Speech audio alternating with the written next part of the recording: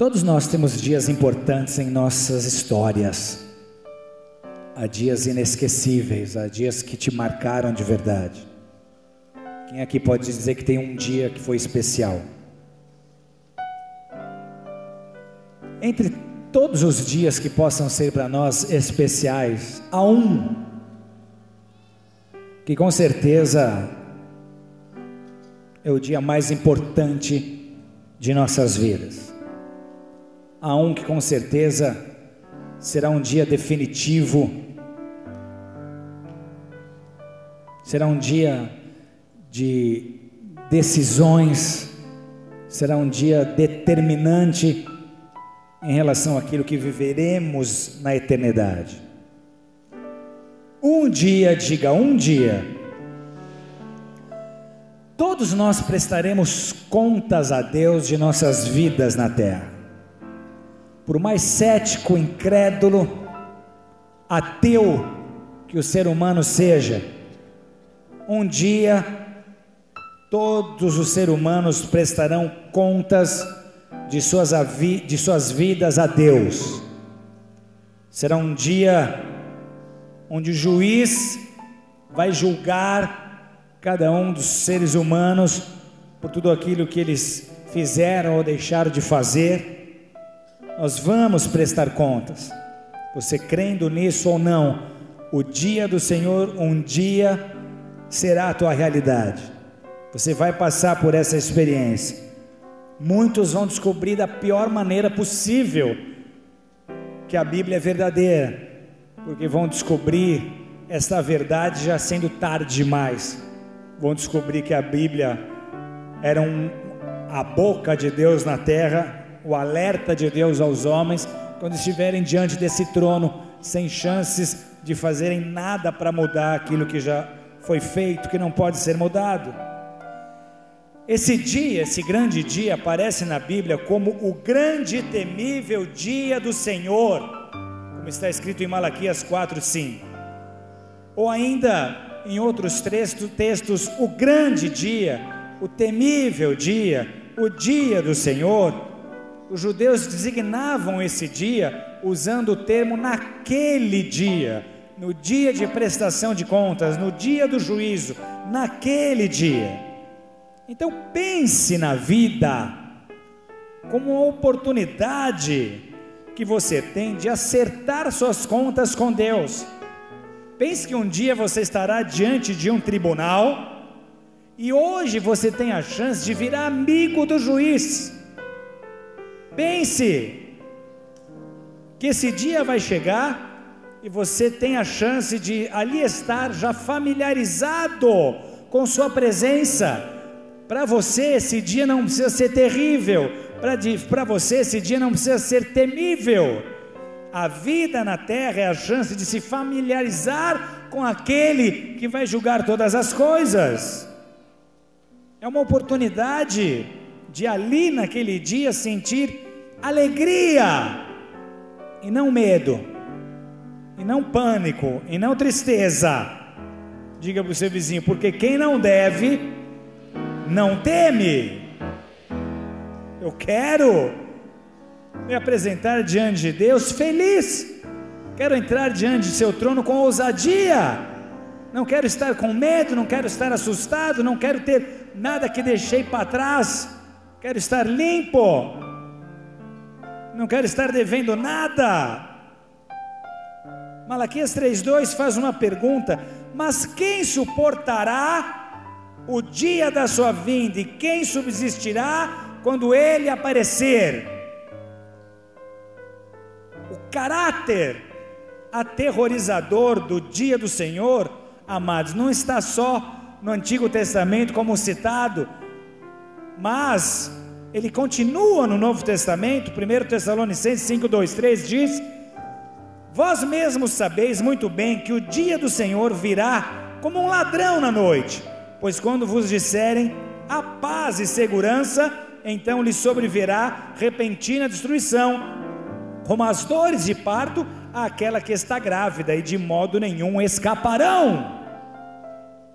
Dois termos usados, uma mulher de parto Quando a mulher entra em trabalho de parto, há alguém que possa impedir desse bebê nascer? Ou quando você é surpreendido por um assalto, por um ladrão, você consegue impedir de ser assaltado? O dia do Senhor virá repentinamente, o dia do Senhor pegará a muitos de surpresa, e nesse dia, o mais importante não será o conhecê-lo, mas sim o ser conhecido por Ele. A pergunta mais importante da sua vida não é: você conhece a Deus? Você pode conhecer a Deus tendo informações sobre Deus. Você tem uma ideia de quem Deus é pela sua própria criação. Você pode conhecer a Deus, mas a pergunta a ser respondida é: Deus te conhece? Eu posso achar que eu conheço a Deus. Muitas pessoas nesse mundo têm essa certeza. Se você sair agora na Rua Clélia e perguntar para 3, 4, você conhece a Deus? A maioria vai dizer sim. Você crê em Deus? A maioria vai dizer sim. Agora, você conhece a Deus?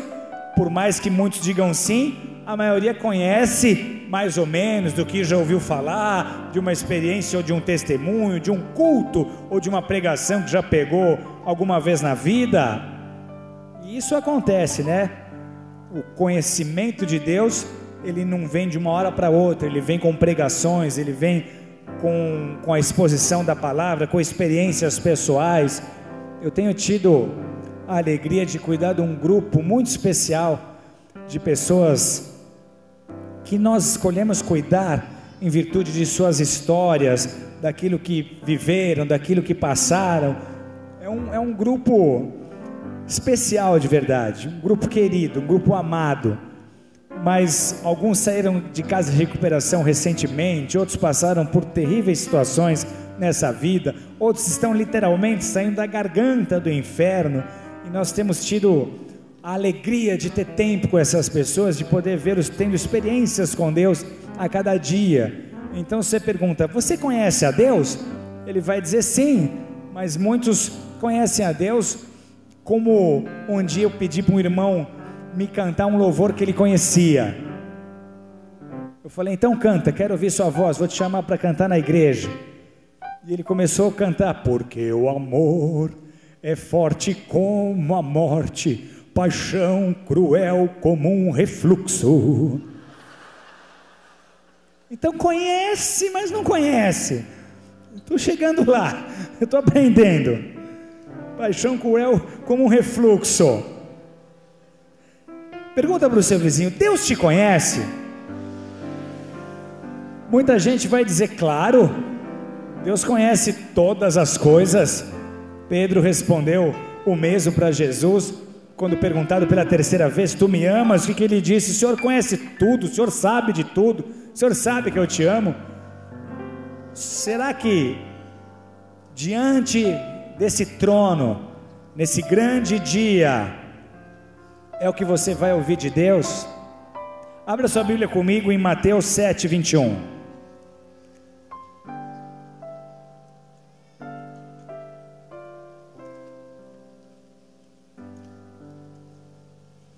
Evangelho de Mateus, capítulo 7,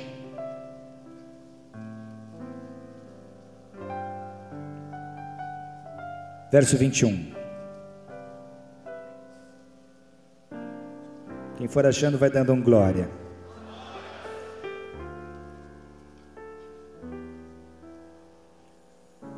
São palavras de Jesus, tá? No Sermão do Monte, ele diz assim: nem todo o que me diz Senhor, Senhor, entrará no reino dos céus, mas aquele que faz a vontade de meu Pai que está nos céus. Muitos me dirão naquele dia: Senhor, Senhor, não profetizamos nós em teu nome, e em teu nome não expulsamos demônios, e em teu nome não fizemos muitas maravilhas? E então lhes direi abertamente: nunca vos conheci, apartai-vos de mim, vós que praticais a iniquidade. Repete comigo: nunca vos conheci, apartai-vos de mim, vós que praticais a iniquidade. Pesado, hein? Muito. Um texto que nos incomoda, porque Jesus não está dirigindo esse sermão a pessoas incrédulas. Não são palavras a ministrar àqueles que precisam ser salvos. É uma mensagem que tem um destino certo, e esse destino são pessoas que estão fazendo milagres, que estão expulsando demônios e que estão profetizando. Essas pessoas passaram tempo da sua vida na terra, certas de que estavam fazendo a vontade de Deus, por estarem profetizando, por estarem fazendo milagres, por estarem curando pessoas. Elas têm certeza de que o dia do Senhor será para elas uma alegria tremenda, só que esse dia para esses reserva uma surpresa horrível. Jesus está dizendo: não vos conheço. Mas Jesus, em teu nome eu fiz tantas coisas. Não vos conheço, nunca vos conheci, apartai-vos de mim, vós que praticais a iniquidade. O que nós precisamos então para sermos conhecidos de Deus? Fazer milagres, expulsar demônios, profetizar, pregar? Não! Veja, Jesus os negou, não pelo que fizeram, mas pela forma que viveram. O problema não estava em expulsar demônios, em profetizar, em operar milagres. O problema estava que, enquanto expulsavam demônios, enquanto profetizavam, enquanto operavam milagres, tinham uma vida dupla. Enquanto profetizavam, enquanto expulsavam demônios, enquanto operavam milagres, praticavam a iniquidade, viviam em pecado. Mas puxa, como alguém assim pode ser usado por Deus? Como alguém que pratica a iniquidade, como um iníquo, como um pecador, pode ser um instrumento de Deus? Igreja, o dom é irrevogável. O que significa dizer que quando Deus dá um dom a alguém, Ele não toma esse dom de volta. E é por isso que pessoas caem no erro de achar que porque estão profetizando, estão sendo aprovadas por Deus, de que porque Deus está curando pessoas, estão sendo aprovadas por Deus, de que porque os milagres estão acontecendo, de que são conhecidas de Deus. Mas praticando iniquidade. Por que Deus permite algo assim? Primeiro, porque o dom é irrevogável. Segundo, por causa do povo, por causa das pessoas que quando vieram até um pregador, um profeta, um servo de Deus, o fizeram pela sede que tem de Deus. Então, por misericórdia daquela vida, Deus usa aquele instrumento, não que o aprove, mas Deus usa aquele instrumento para abençoar aquele que o busca com sede, com desespero, com fome. Ele faz porque o dom é revogável, Ele faz pelo povo, não por aquele que ministra. Então há pessoas que terão surpresas horríveis, porque acreditam que vão ser bem-vindas, não vão passar por juízo, acreditam que vão ser recebidas com alegria, com amor, simplesmente porque fizeram muito para Deus, mas se esquecem de que a aprovação de Deus vem em função daquilo que nós somos e não daquilo que fazemos, da forma com que vivemos e não do quanto nós servimos na igreja ou servimos no reino. Então há muita gente declarando amor, seguindo a Deus, fazendo muitas coisas, porém negando a Deus com as suas atitudes, negando a Cristo com a sua vida. Se não é profetizando, se não é servindo, se não é operando sinais, se não é pregando, que eu vou ser conhecido de Deus, qual é então o caminho para me tornar conhecido de Deus enquanto é tempo? Qual é então o caminho para que naquele dia eu possa me sentir à vontade? Vai haver uma fila, mas hora menos hora vai ser o seu momento de ser julgado. Como estar nessa fila sem se sentir acusado, sem se sentir temeroso? Então, primeiro, amados, o texto nos ensina que a iniquidade nos desqualifica diante de Deus. A iniquidade, amados, é a desobediência a Deus. Se a desobediência me afasta de Deus, é óbvio que a obediência gera intimidade. Quem Jesus conhece? Quem são aqueles conhecidos por Ele?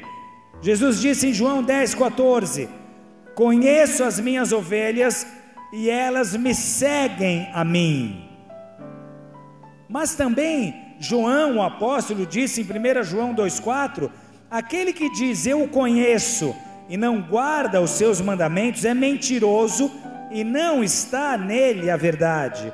Jesus ainda disse em João 10,27: as minhas ovelhas escutam a minha voz e eu as conheço e elas me seguem.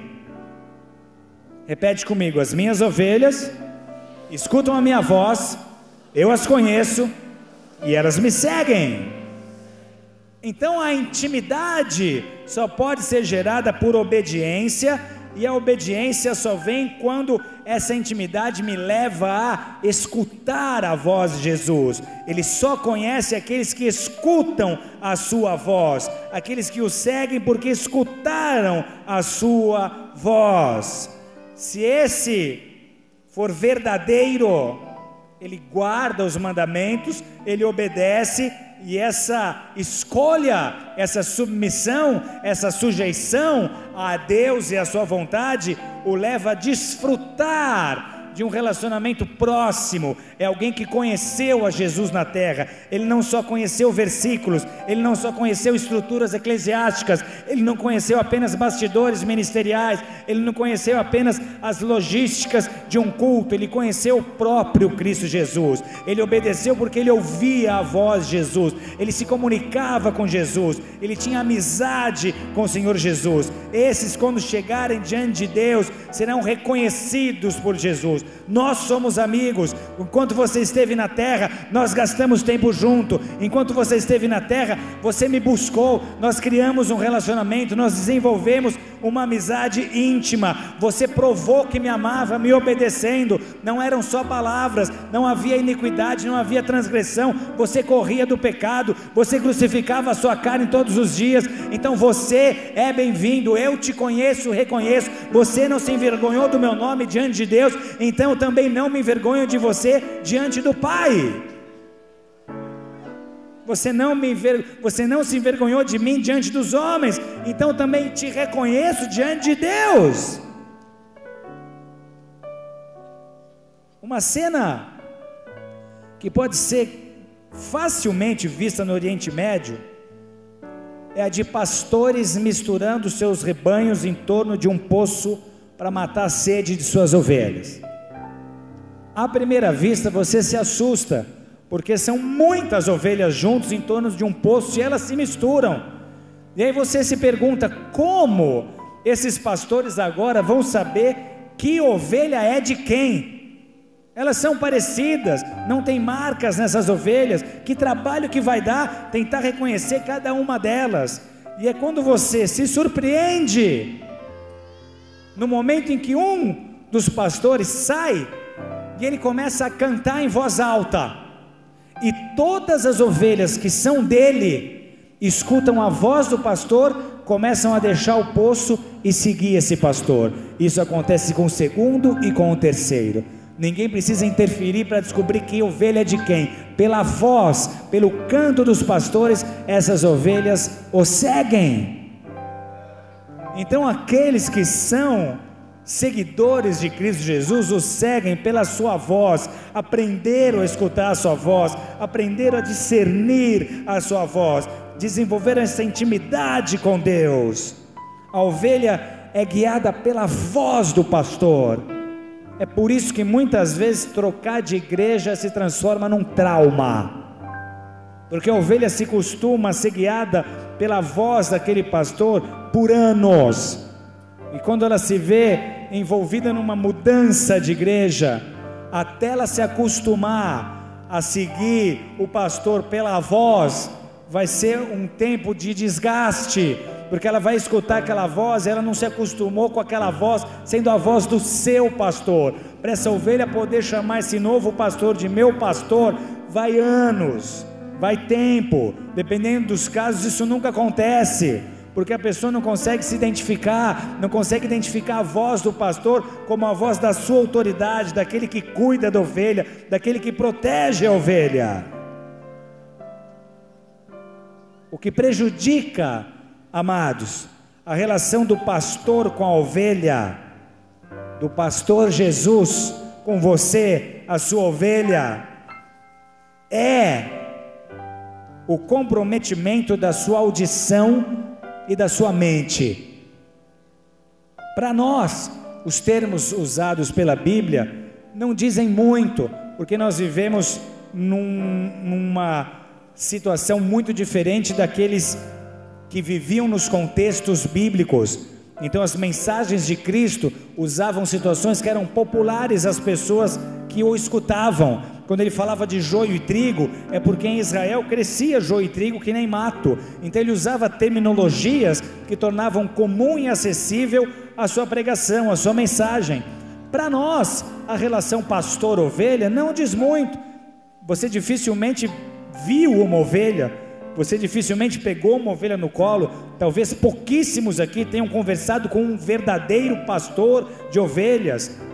Esse ofício, essa função nem existe no Brasil, nem existe hoje, é um ofício antigo. Você encontra pastores de ovelha, como foi Davi, só em Israel, só no Oriente, em lugares onde essa cultura prevaleceu. Mas nós, vivendo em cidades, metrópoles, megalópolis, não entendemos muito o que é essa relação. Porém, se você gasta tempo procurando entender e aprender mais sobre a relação pastor-ovelha, você aprende segredos preciosos para a sua relação com Jesus Cristo, o seu pastor. Então, o que compromete uma ovelhinha na relação com o pastor? O que compromete a obediência dessa ovelha ao seu pastor? Uma ovelha produz uma cera com o seu sistema auditivo muito docinha, e essa cera docinha é degustada por abelhas. Abelhas gostam dessa cerinha. Então é muito comum que as abelhas entrem no ouvido da ovelha, e a ovelha, sentindo aquele zumbido dentro do ouvido, ela perde a identificação com a voz do seu pastor. E há casos de que em que a ovelha fica surda de verdade. Então, se essa audição é comprometida, ela já não consegue entender e discernir a voz do seu pastor, o que atrapalha esse relacionamento. Ela não responde aos comandos do pastor, ela tem quebrada a sua comunhão, a sua comunicação com o pastor. Ainda acontece de o focinho da ovelha ser muito úmido, e isso faz com que a mosca varejeira pouse no focinho da ovelha e solte uma larva. Essa larva, quando entra pela inalação no cérebro da ovelha, ela acaba se reproduzindo. E o perigo qual é? Essa larva come parte do cérebro da ovelha. E se o bicho permanece ali, se nada é feito para que ela seja tratada, curada, a ovelha perde a sua doçura, perde a sua meiguice, ela perde a obediência, ela começa a se comportar de forma diferente, ela fica agressiva, ela fica arredia com o próprio pastor, ela começa a dar coice no pastor por causa da perturbação em sua cabeça. Então há um bicho prejudicando a relação pastor-ovelha. Ele precisa ser identificado, ele precisa ser tratado. Qual é a função do pastor? Entre tantas, a função do pastor é ungir a ovelha.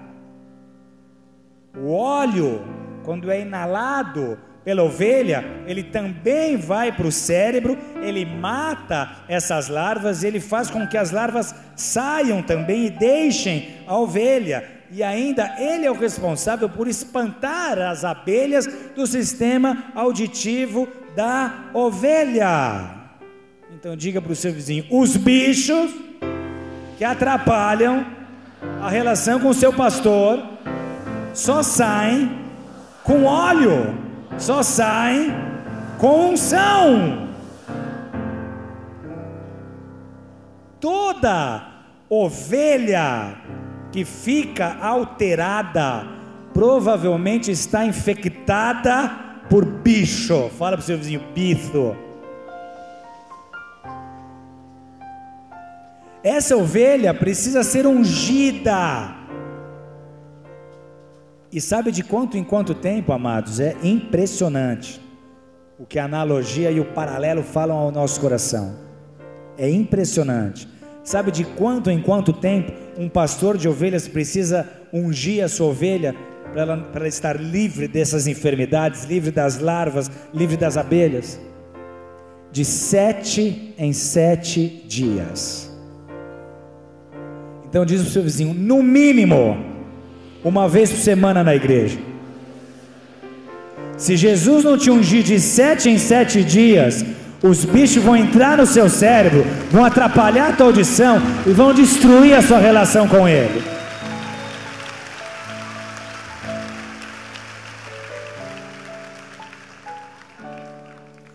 Não há bicho, não há larva, não há mosca que se aproxime de uma ovelha ungida. Funciona a unção na ovelha mais ou menos como um repelente com os mosquitos. Sabe quando você chega na praia todo feliz, paulista, aquele tempão sem frequentar a praia, tira a camisa, brancão, aquelas dobrinhas suculentas, os mosquitos olham para elas dizendo: hoje é festa na floresta.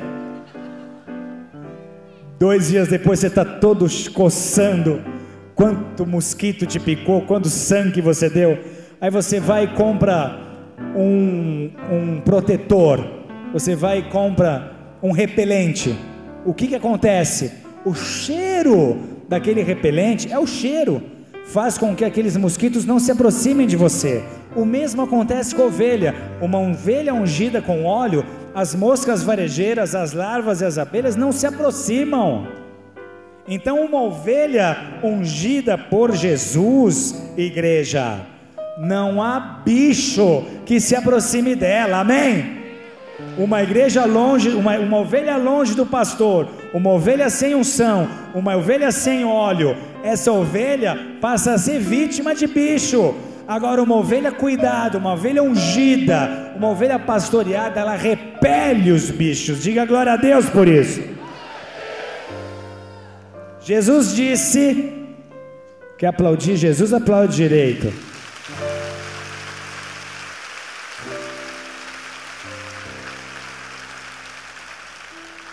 Jesus disse: conheço as minhas ovelhas, elas me escutam, elas me seguem, elas me obedecem. Amém? Para obedecer, você precisa escutar. Para escutar, você precisa de intimidade. Amém? Para escutar, você tem que ter relação com o pastor, você tem que ser ungido pelo pastor, você não pode deixar os bichos permanecerem, você tem que receber a unção e botar os bichos para correr. Diga glória a Deus. O Salmo 23 diz: o Senhor é o meu pastor e nada me faltará. O Senhor é o meu pastor e nada me faltará. O Salmo 23 apresenta Jesus como o pastor e diz que ele, sendo o meu pastor, nada me falta.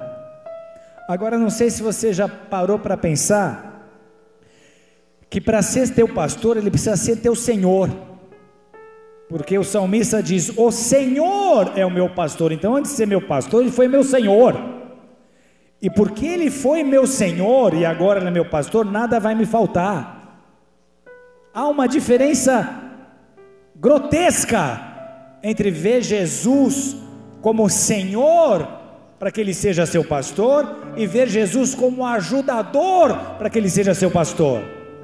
Se você procura a Deus nos seus momentos de dificuldade, se você gosta de orar, de vir à igreja e buscar quando a situação está difícil para você, e você recebe resposta de Deus, você não tem Jesus como teu Senhor, você tem Jesus como teu ajudador. Você só corre para a presença dele quando precisa.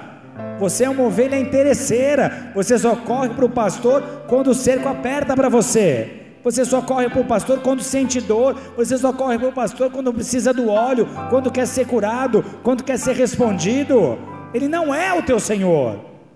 Para que você possa viver essa promessa de nada me faltará, você tem que fazer de Jesus teu Senhor, aí ele será teu pastor. O que isso significa? A ovelha, igreja, depende completamente do seu pastor. A ovelha é um animal absolutamente dependente de seu pastor, para a sua provisão, porque ela não caça, para a sua proteção, porque ela não se protege sozinha, e para o seu bem-estar. A ovelha depende de tudo e em tudo do pastor. O pastor que cuida da audição, do olfato, que limpa os olhos, que tira a lã, porque a ovelha sente muito calor. Você já usou blusa de lã, você sabe como fica quente. A ovelha tem muita lã, ela sente muito calor, então ela depende do pastor para limpar essa lã, para tirar essa lã. Essa, na verdade, é uma eterna dependência. A ovelha nunca vai ser independente, a ovelha sempre vai depender do pastor, a ovelha sempre tem que depender de Jesus. Agora, nada vai faltar para essa ovelha se esse pastor for bom, amém? Por que Davi foi reconhecido como um pastor de ovelhas exímio? Porque ele cuidava bem das ovelhas, ele enfrentava leão, ele enfrentava urso, ele daria a sua vida pelas suas ovelhas. Então ele era um símbolo de bom pastor. Se o pastor é bom, nada falta para a ovelha. Então, se eu faço de Jesus meu Senhor, se eu dependo dele, como a ovelha depende do pastor, nada vai me faltar, porque ele vai ser minha provisão, ele vai ser minha resposta, ele vai ser meu sustento. Amém, igreja?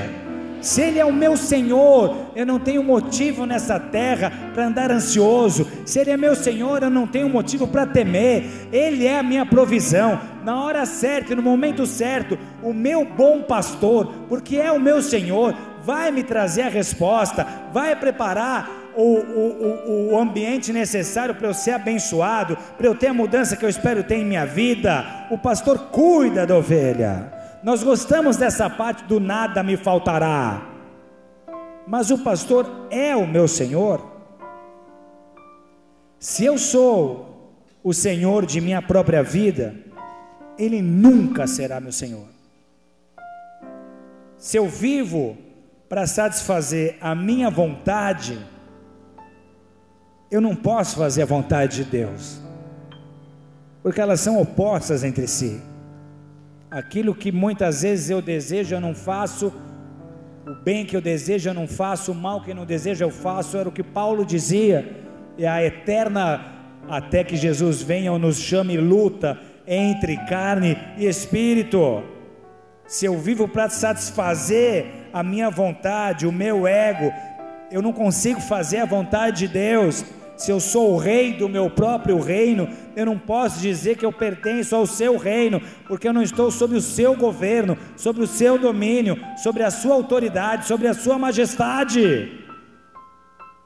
Se eu escolho o que vou obedecer, se eu escolho o que vou fazer e não me submeto completamente ao que eu espero que Ele faça, eu não estou servindo ao meu Senhor, ao meu pastor como Senhor.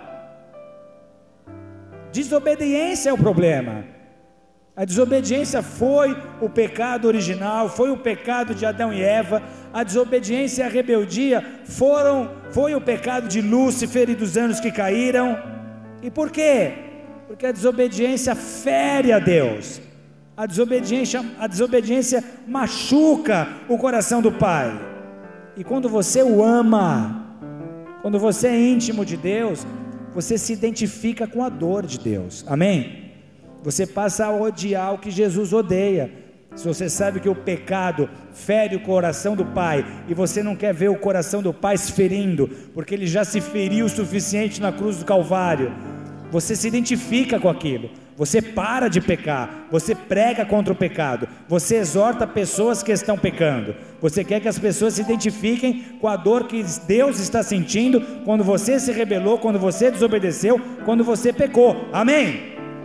Quando você ama, você se identifica com a dor, você exorta, você trabalha contra o pecado, você quer ver mudanças acontecendo, você não quer ver o coração de Deus ferido, o coração daquele que você ama ferido de maneira alguma.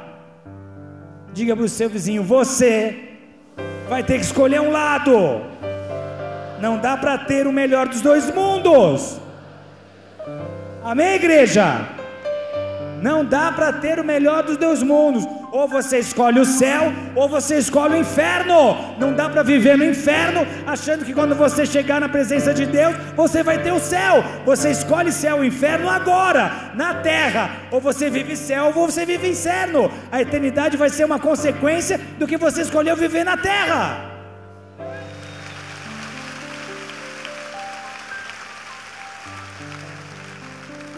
Essa é uma mensagem para muitos que estão em cima do muro.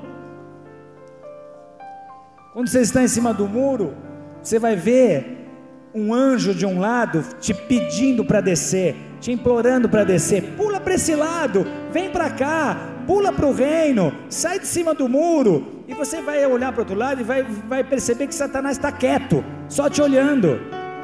O anjo gritando: pula para cá, e do outro lado o capeta quieto. Se você perguntar para o capeta: pô, o anjo está tentando me chamar, o anjo me quer do lado dele, você não me chama, não faz nada, só fica me olhando, sabe o que ele vai te responder? É que o muro é meu. Você pulando para cá ou ficando no muro, deu na mesma. O muro é dele. E quer saber mais? Você não precisa acender vela para o diabo, é só fazer a sua vontade e não fazer a vontade de Deus. Ele não precisa de mais nada, Ele não quer que você faça pacto nenhum com Ele, é só você não fazer a vontade de Deus e fazer a sua. Você já está em desobediência a Deus, você já está com Ele. Sabe qual que é a mensagem? É o siga o seu coração. Ele nunca vai dizer me siga, me sirva. Ele vai te dizer siga o seu coração, faça a sua vontade. Igreja, essa é a mensagem de manipulação coletiva nos dias de hoje. É o que você mais escuta em letras de música, é o que você mais vê em filmes, é o que você mais vê em desenhos de criança. Siga o seu coração. Siga o seu coração é o lema. E aqueles que obedecem à voz do coração não estão obedecendo à voz de Deus. E eu vou dizer que esse tipo de manipulação funciona, porque você escuta uma letra com um refrão qualquer que te manda seguir o coração, isso entra no cérebro. Você começa a assistir filmes, você começa a ser contagiado por esse sistema, esse mecanismo de manipulação de massa. Isso acaba te contaminando, isso acaba te influenciando. Eu tive uma experiência engraçada com isso esses dias. A pastora Denise, acho que ela fez um experimento comigo, porque ela no carro começou a cantar uma música que eu não conhecia. A gente, sem CD no carro, ligou uma rádio qualquer. Enquanto eu procurava uma rádio cristã, eu parei numa música e essa música dizia: mulher, mulher, na escola em que você foi ensinada, nunca tirei um 10, sou forte mas não chego aos teus pés. Ela começou a cantar essa música. Mulher, mulher, isso entrou no meu cérebro, gente. Eu estou desde esse dia cantarolando no inconsciente. Na escola que você foi ensinada. E não é que eu comecei a orar para ela com mais admiração? Eu comecei a olhar para ela com mais amor. Entrou no cérebro. É Erasmo, viu, gente? Não é do meu tempo, mas ela conhece bem, né? Erasmo, Roberto, que de abelha. Eu me assusto, sabe o que ela fala? Eu tenho uma memória musical, tudo que eu ouvi na minha vida gravou. Tá certo. Falo isso com carinho, né, mamãe? Você sabe que eu te amo, né? Que eu amo te usar de exemplo aqui na igreja também, né? Deus me deu a alegria de ter uma esposa e uma mãe que são mulheres virtuosas de provérbios. Uma das maiores alegrias e muito daquilo em que eu me transformei foi em função de ter uma mãe mulher virtuosa e uma esposa mulher virtuosa, que me dá suporte, que me ama, que me entende, que compreende os meus defeitos, que não me julga pelos meus defeitos, mas que olha para minhas qualidades, que está sempre do meu lado, que ao mesmo tempo que é doce, que é sensível, que é amável, é uma leoa, que quando precisa se mostrar forte, ela... Eu não consigo ver ninguém, desde Eva até hoje, que poderia estar do meu lado sem ser você, mãe.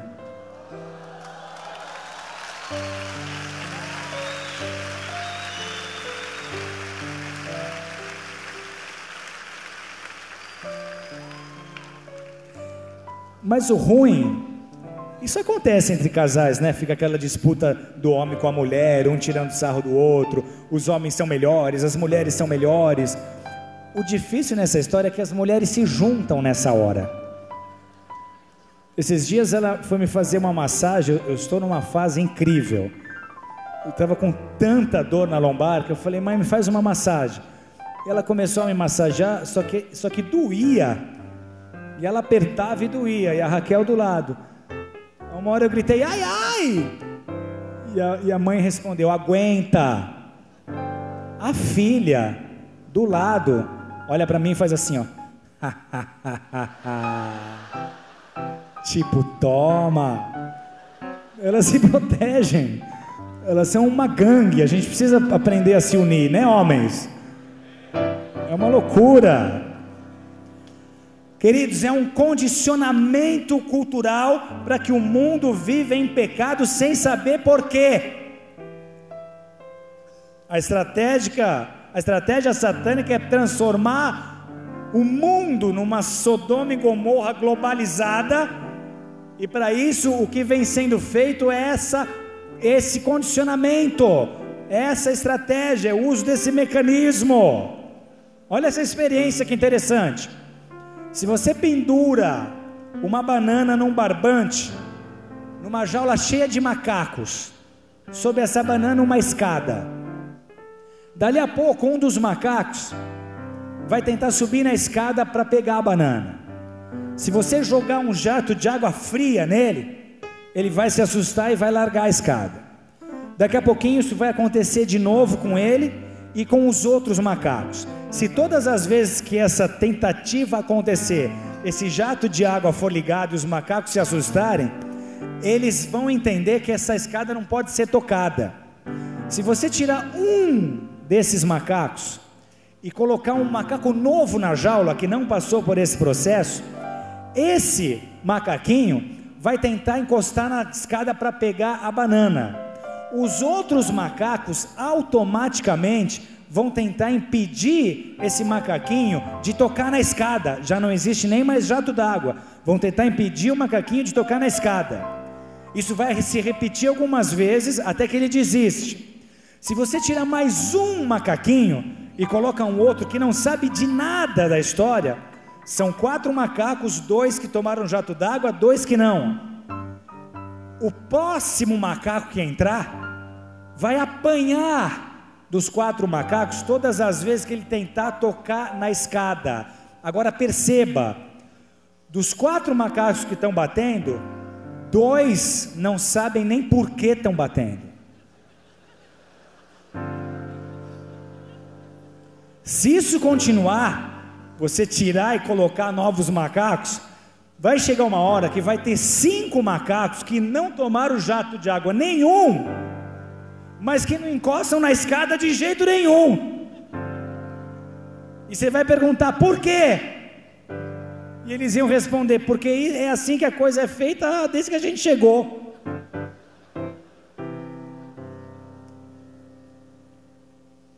Pelo mesmo motivo que o mundo peca sem saber por que está pecando, que o mundo vive escravo do pecado, pela nossa cultura ter sido contaminada lá atrás, por movimentos que popularizaram o pecado, que ridicularizaram aqueles que queriam fazer a coisa certa.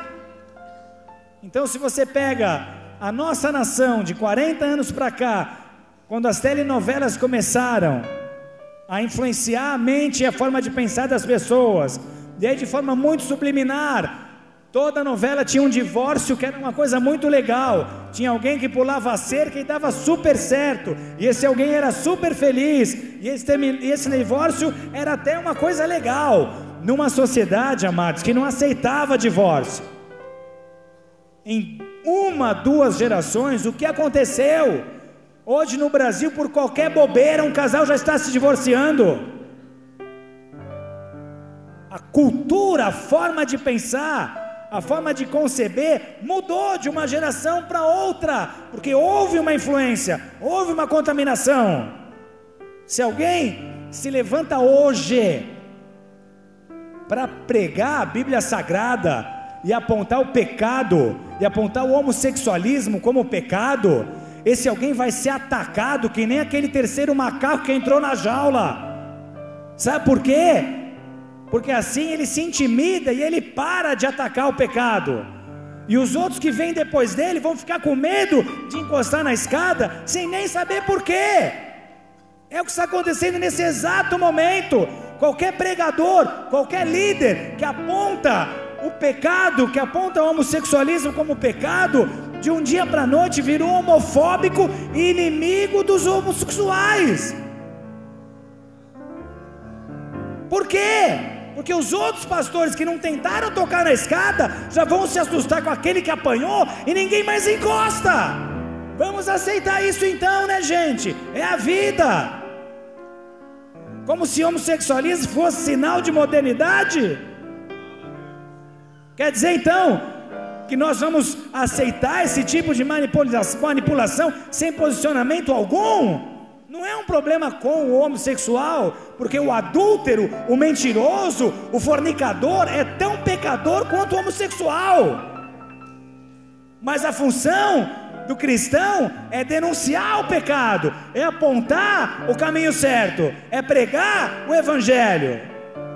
Isso está acontecendo hoje. Agora Jesus só vai reconhecer quem obedece, quem vence a carne e quem teve intimidade. Amém?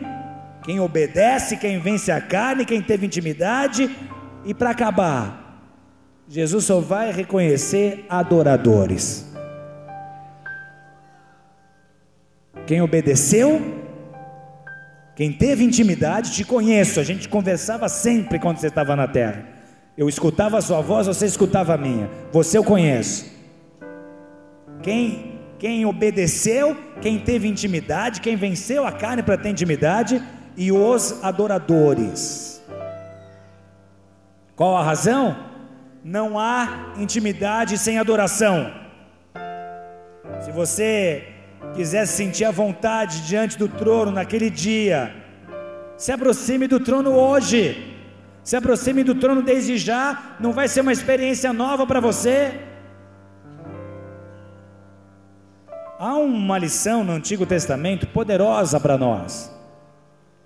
Em Números 2, há o registro de como as tribos se posicionavam num acampamento de Israel. Moisés sai com o povo, o tabernáculo é dado, é montado, e todas as vezes que o povo montava um acampamento, o tabernáculo ficava no centro. O tabernáculo era central, e as 12 tribos se acampavam ao redor do tabernáculo. A estrela de Davi que Israel usa em sua bandeira é uma menção à forma como as tribos acampavam. Então eram 3 tribos ao norte, 3 tribos ao leste, 3 tribos ao oeste e 3 tribos ao sul.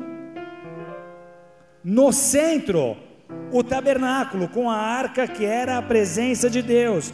Então pensa, ao norte estavam Dan, Aser e Naftali, ao sul Ruben, Simeão e Gade, ao oeste Efraim, Manassés e Benjamim, e a leste Judá, Isacar e Zebulon. Todas as tribos ficavam voltadas para o tabernáculo, contemplando a presença de Deus, a nuvem durante o dia ou a coluna de fogo durante a noite. Todas as tribos só se moviam quando aquela nuvem se movia, ou quando aquela coluna de fogo se movia, se fosse de noite. Então isso mostra que já naqueles dias o povo só andava em obediência ao mover de Deus. Se a nuvem não andar, nós não andamos. Se a coluna não se mexer, nós não nos mexemos. E todas as tribos ficavam posicionadas de maneira tal que todas conseguiam ter uma visão do desígnio de Deus, da vontade de Deus. Só que uma delas era a primeira a se mover, é a que estava no extremo leste, e essa tribo era a tribo de Judá.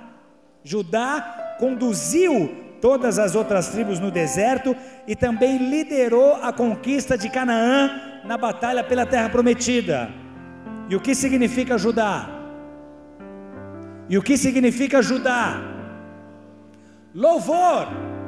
Judá significa louvor, ou seja, quando Deus se move, adoradores se movem. Quando há louvor, quando é adoração, nós temos a presença de Deus manifesta.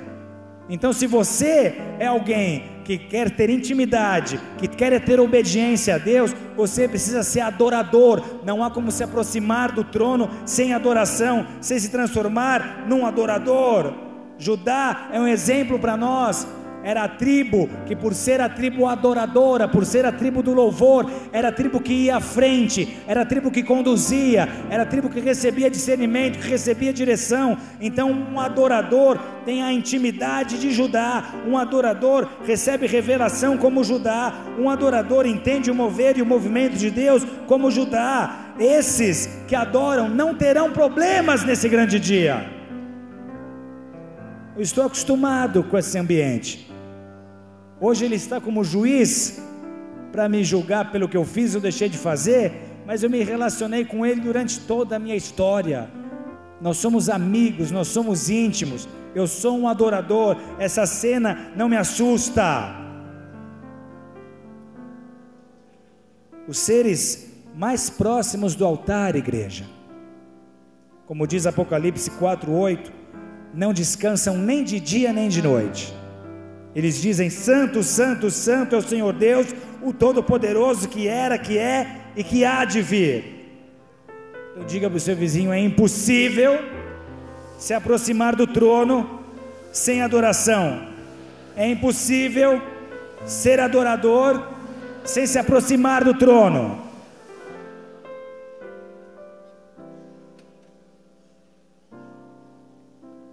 Se eu obedeço, se eu tenho intimidade, se eu adoro a Deus, Ele não me negará diante de Deus. Jesus não me negará diante de Deus. Amém? Eu posso me apresentar no grande dia, naquele dia, seguro. Eu posso fazer milagres, eu posso fazer sinais, eu posso profetizar, mas a minha aprovação não vem por aquilo que eu fiz ou deixei de fazer. A minha aprovação veio pelo relacionamento que eu desenvolvi com o meu Deus nessa terra. Ele conhece e vai reconhecer aqueles que são seus, aqueles que escutam a sua voz e o seguem. Amados, esta é uma mensagem que tem um único objetivo.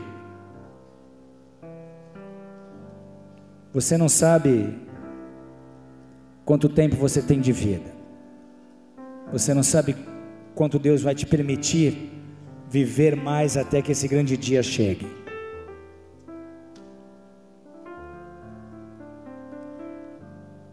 O que nós temos visto é que quando alguém entra num processo de apostasia, por mais abençoado, ungido e amante de Jesus que essa pessoa só possa ter sido no passado, quando ela entra num processo de apostasia, se não houver um posicionamento muito sério, muito radical, seguido de arrependimento genuíno, de quebrantamento, de confissão de pecados, de mudança de vida, essa pessoa, quanto mais tempo passa, mais endurecida fica, mais distante fica, mais insensível fica. Nem sempre essa pessoa sai da igreja. Na maioria das vezes essa pessoa continua na igreja, ela continua pregando, ela continua operando milagres, ela continua fazendo sinais, pelos motivos aqui já citados. Quanto mais tempo passar, mais difícil vai ficar. Quanto mais tempo passar, mais cauterizada estará a sua mente, mais cauterizado estará seu coração. E se não houver um rompimento, se não houver uma mudança, se não houver um despertar, se não houver um posicionamento muito rápido, dificilmente você vai voltar a ser quem é. E na verdade uma palavra vai se cumprir na sua vida: um abismo chama outro abismo. E por mais que você se mantenha religioso, esse dia vai chegar. E as palavras de Jesus foram destinadas a cristãos, a líderes, a pastores e aos que servem, aos que estão na ativa, aos que estão trabalhando. Curva a sua cabeça por um instante.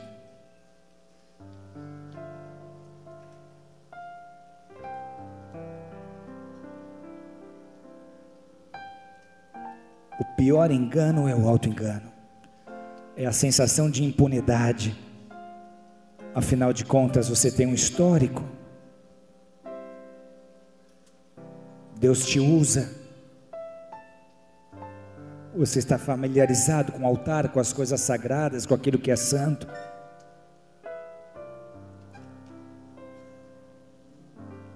Mas o que determina como você vai ser recebido no grande dia é o que você vive quando você está sozinho. É as escolhas que você faz quando não tem ninguém olhando. É o quanto você resiste à voz de Deus. Porque você não precisa estar em nenhum pecado grotesco para estar resistindo a Deus. Talvez esse seja um exato momento que Deus tenha te pedido algo que você não esteja disposto a dar, e você criou uma resistência. Conserte isso hoje com Deus. Obediência parcial é desobediência. Honra parcial é desonra. Não dá para ter o melhor dos dois mundos. Você vai ter que escolher um lado. Porque se você continuar servindo, se você continuar pregando, se você continuar adorando, se você continuar intercedendo, se continuar tocando, continuar profetizando em pecado, você estará desprezando a voz de Deus, o alerta de Deus, e um dia vai ter que se ver nessa cena descrita aqui, só que ali vai ser tarde demais. Há pessoas que estão no pior lugar em que poderiam estar, é a pior condição para um ser humano, porque ao mesmo tempo que você não desfruta o mundo como ele poderia ser desfrutado se você não conhecesse a Deus e não tivesse o Espírito Santo, você também não consegue viver o melhor de Deus para a sua vida. Você se sente desviado na presença de Deus e um inimigo na presença do inferno. Você não é feliz no mundo, porque está estragado para o mundo. O Espírito Santo sempre vai te incomodar quando você pecar. Todas as vezes que você cair em pornografia, todas as vezes que você se irar, que você explodir, que você mentir, que você enganar, que você trair, que você pecar, você vai se terrivelmente incomodado, vai se sentir acusado, vai se sentir vazio, vai sentir opressão física, vai sentir visitas satânicas, vai perder o sono, vai ter terríveis pesadelos.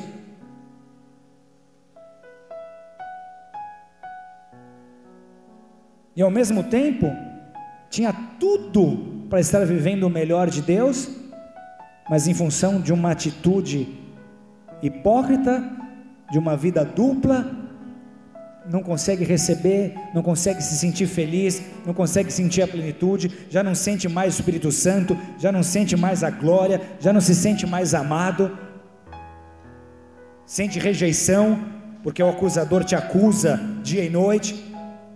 Você vai ter que escolher um lado. Não se engane, os olhos de Deus estão em todos os lugares.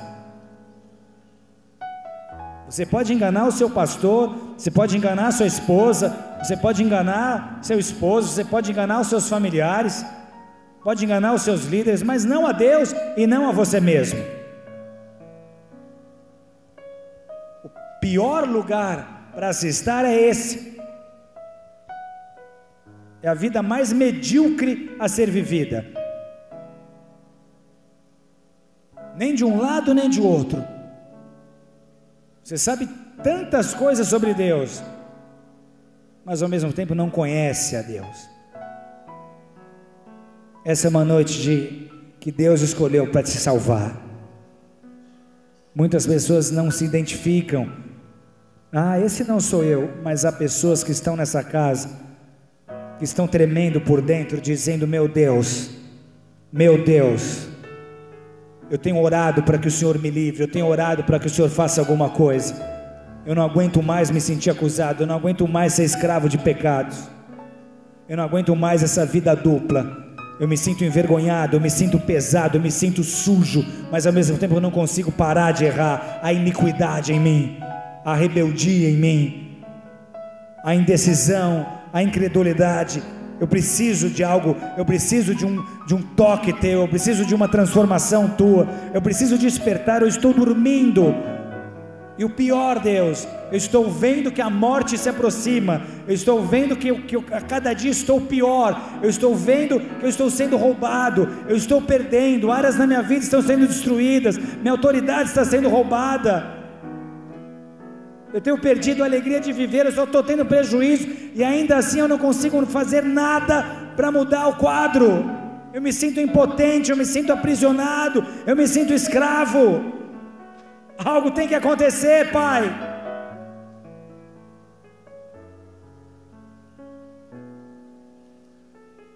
Porque se não acontecer algo,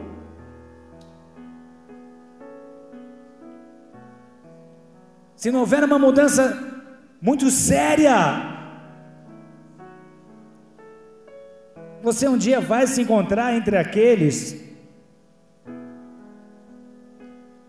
que vão escutar de Jesus: nunca te conheci, ou te conheci muito pouco, não o suficiente. Por isso, mude sua condição hoje. Se torne íntimo de Jesus, Sabe como isso acontece? Conta para Ele os seus podres, conta para Ele a sua verdade. O que Ele não admite é a hipocrisia, mas se você com sinceridade abrir o seu coração, fale a verdade, e se você disser a verdade, Ele vai te dizer: porque você falou a verdade, agora você vai conhecer o meu poder de libertação.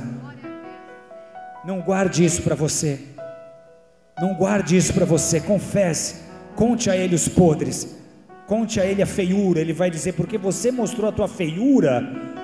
Não mostra para Deus só o lado bom, só as coisas boas, mostra o que tem de podre, mostra o que está fedendo aí dentro, exponha, traga a luz. Senhor, olha a minha condição real. Ele vai dizer: porque você mostrou esse lado B, esse lado ruim, agora você vai conhecer a minha graça. Porque você foi verdadeiro e sincero, agora você vai conhecer a minha graça, agora você vai conhecer o meu perdão.